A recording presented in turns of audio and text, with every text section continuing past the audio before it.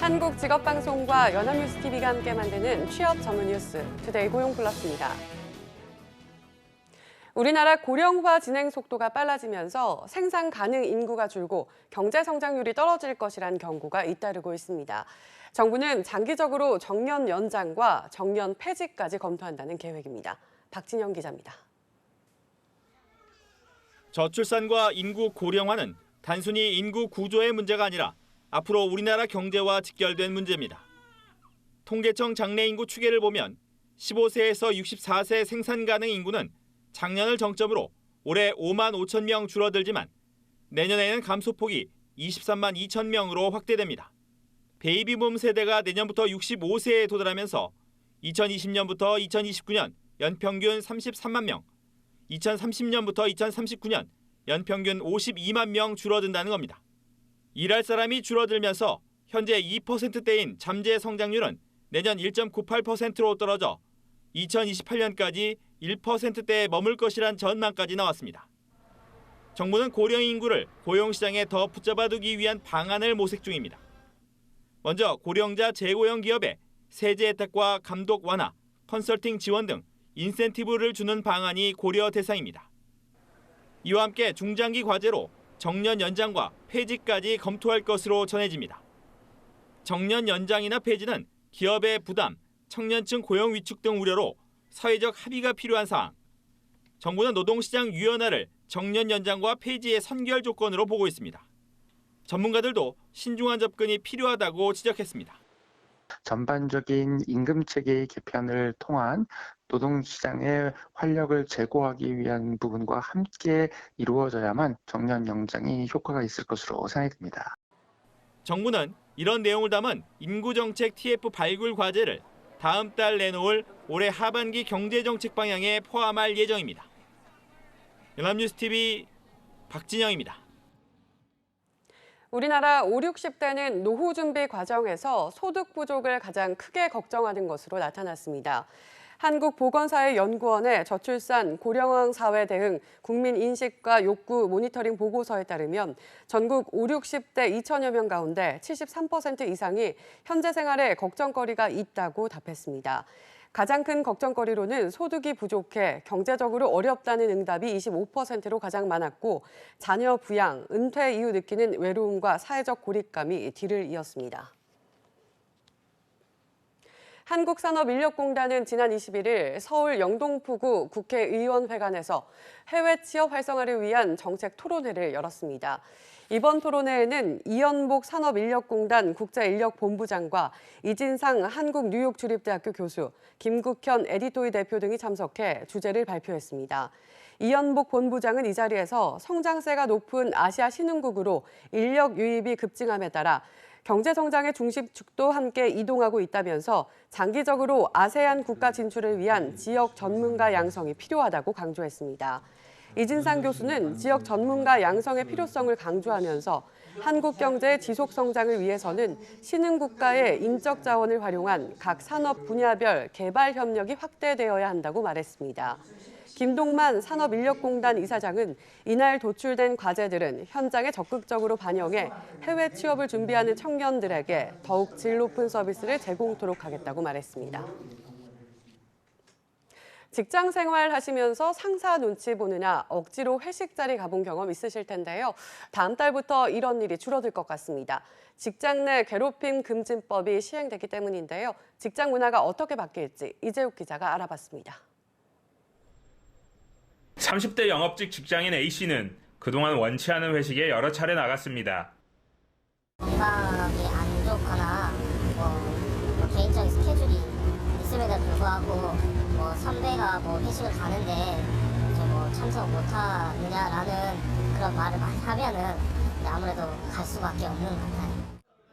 그러나 앞으로 부하 직원에게 회식을 강요하면 회사에서 징계를 받을 수 있습니다. 다음 달 16일부터 직장 내 괴롭힘 금지 법안이 시행되기 때문입니다. 법이 시행되면 회사에서 괴롭힘을 당하거나 목격한 사람은 회사에 신고할 수 있습니다. 신고가 접수되면 회사는 조사해야 하며 피해 직원에게 유급휴가나 근무지 변경 등의 조처를 해야 합니다. 고용노동부의 매뉴얼에 따르면 반복적으로 술자리를 강요하는 행위, 긴급하지 않은데 밤늦게 메신저로 화풀이하는 행위, 사적 심부름을 시키는 행위 등은 직장 내 괴롭힘으로 간주됩니다. 물론 직장 내 괴롭힘으로 인정되려면 지위나 관계의 우위를 이용하고 업무상 적정 범위를 넘으며 신체적, 정신적 고통을 주거나 근무 환경을 악화시켜야 한다는 요소를 충족해야 합니다. 10인 이상 사업자들은 다음 달 법 시행을 앞두고 대비하고 있는 상황. 고용노동부 매뉴얼에 따라서 취업규칙 내용을 좀 변경하고 있고요. 발효 시점에 맞춰서 사내 직원들을 대상으로 교육도 실시할 예정입니다. 하지만 가해자 처벌 조항이 없어 실효성이 떨어진다는 지적입니다. 또 괴롭힘을 판단하는 주체가 회사라 사업주가 가해자면 실질적인 처벌이 어려울 수 있다는 전망도 나옵니다. 연합뉴스TV 이재욱입니다. 민주노총이 김명환 위원장 구속에 강하게 반발하고 있습니다. 총력투쟁으로 맞서겠다는 입장까지 발표를 했는데요. 당장 24일부터 크고 작은 집회가 예정돼 있습니다. 팽재용 기자의 보도입니다. 지난 주말 청와대 앞에서 김명환 위원장의 구속을 강하게 비판했던 민주노총이 본격적인 투쟁에 돌입합니다. 민주노총은 오늘 청와대 사랑채 앞에서 구체적인 계획을 발표할 예정입니다. 또 내일 전국 동시다발 결의대회를, 26일에는 현대중공업 분할 매각을 반대하는 전국 노동자 대회를 각각 준비 중입니다. 다음 달 18일에는 민주노총 총파업 대회도 계획하고 있습니다. 7월 18일 민주노총의 총파업을 조직해 주십시오. 재벌 특혜의 그 길을 막을 수 있는 민주노총의 힘을 보여주는 길이라고 생각합니다. 민주노총이 김명환 위원장의 구속을 노동 탄압으로 규정하는 만큼 이번 투쟁의 강도는 어느 때보다 높을 것으로 보입니다. 민주노총의 강경 대응으로 노정관계는 적잖은 영향을 받을 것으로 전망됩니다.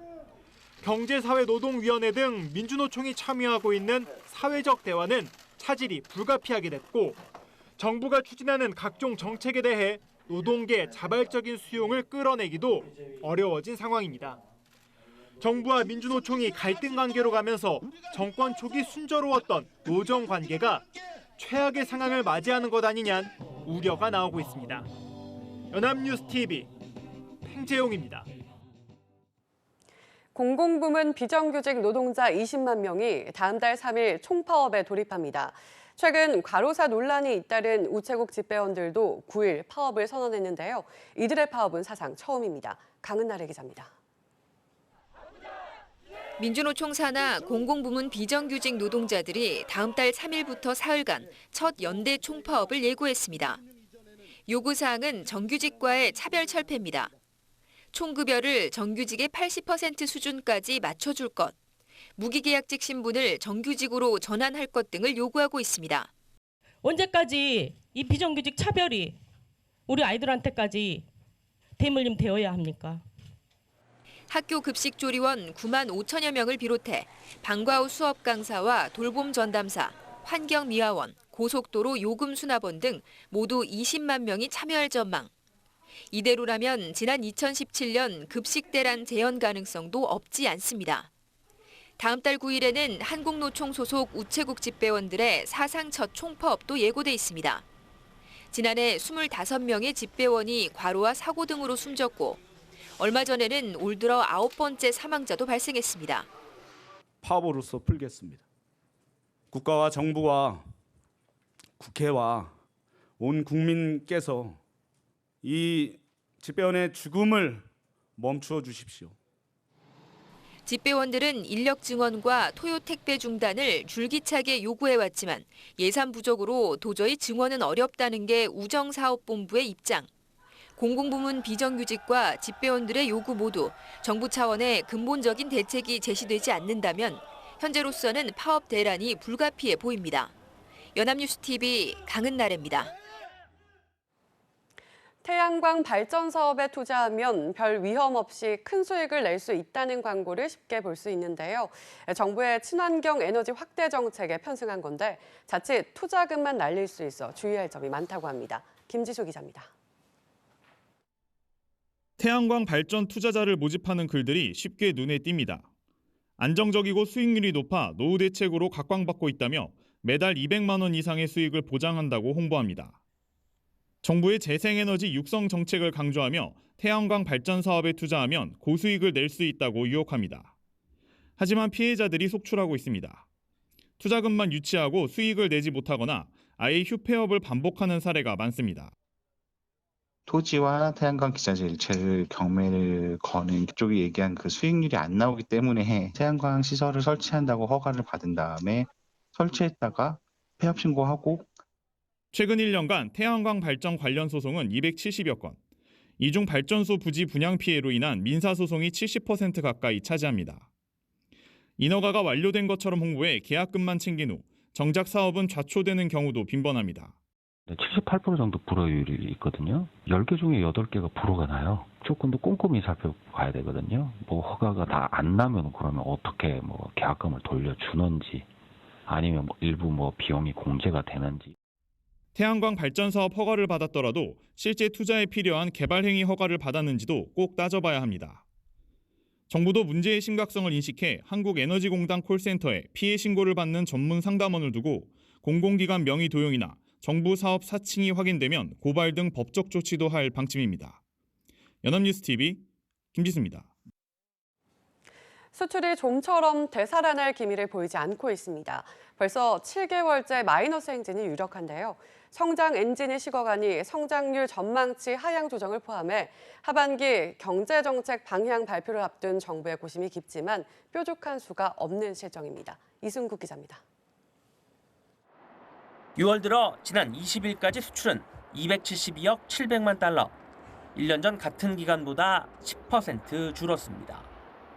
지난해 12월 시작된 수출 마이너스 행진이 7개월째 이어질 것이 거의 확실시됩니다. 수출 부진의 최대 원인, 반도체 경기 부진이 끝날 조짐이 없다는 게 가장 큰 문제입니다. 안 그래도 하강 추세였는데 미국의 화웨이 제재 여파까지 겹쳐 수요가 더 위축된 탓입니다. 여기에 1분기 설비 투자가 지난해보다 17% 넘게 줄어드는 등 내수 역시 좋지 못합니다. 이에 따라 국내외 주요 기관들은 한국의 경제 성장률 전망치를 줄줄이 내리고 있습니다.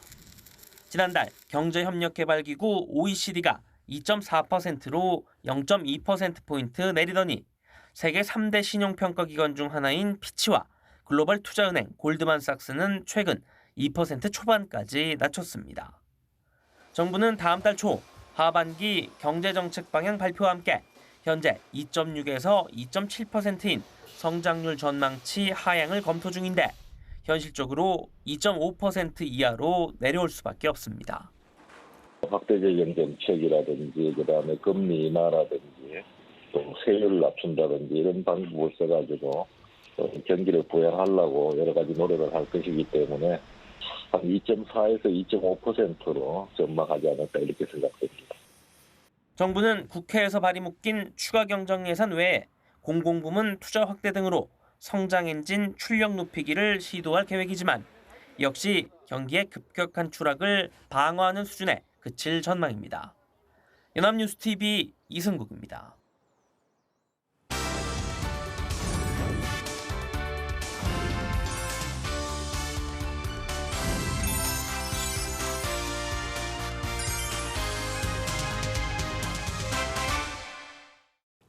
대한민국 50만 구직자의 일자리 현황을 데이터로 풀어봅니다. 투데이 데이터 뉴스 시간 안치홍 아나운서 안녕하세요. 안녕하세요.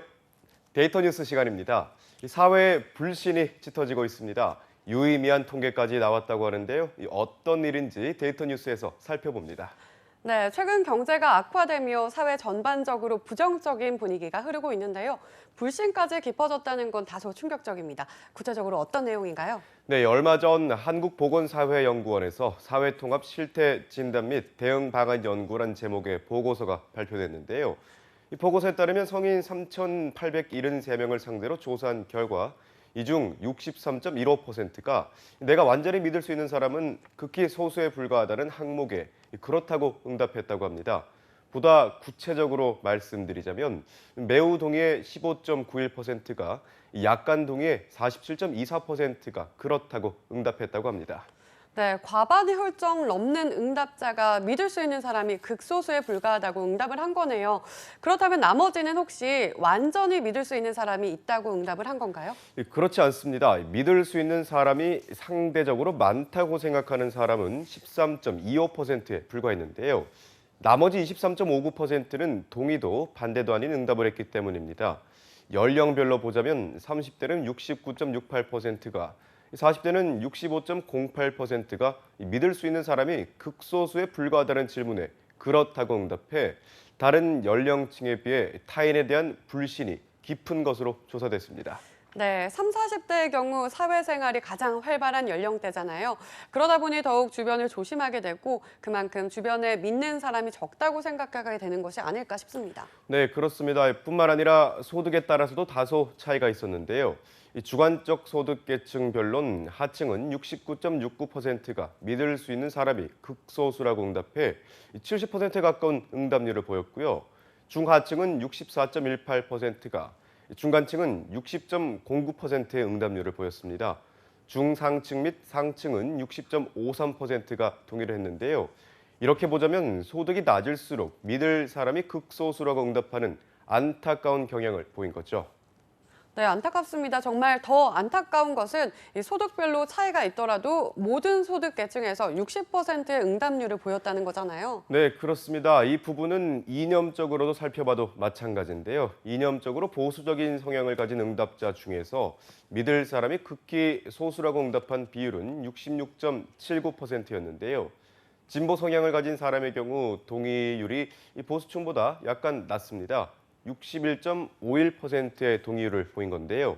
중도적 성향의 동의율도 62.22%로 성향에 따라 차이는 있었지만 대체로 60% 이상의 동의율을 보여 이념, 소득과 상관없이 믿을 사람이 소수에 불과한 불신의 분위기가 사회 전반적으로 퍼진 것으로 조사됐습니다. 네, 모든 부분에서 이 과반이 넘는 동의율을 보였다는 건 안치홍 아나운서가 이야기한 대로 사회 전체에 불신에 대한 뿌리가 깊다는 거잖아요. 그렇다면 누군가를 대할 때도 진심으로 대하는 것이 결코 쉽지 않을 것 같습니다. 네, 실제로 그렇습니다. 만약 조심하지 않는다면 다른 사람들은 나를 이용하려 들 것이라는 질문에 절반이 넘는 54.24%가 응답자가 동일한 겁니다. 그렇지 않을 거라고 답한 사람은 16.22%에 불과했습니다. 네, 앞선 질문보다 더 아프고 날카로운 질문인데요.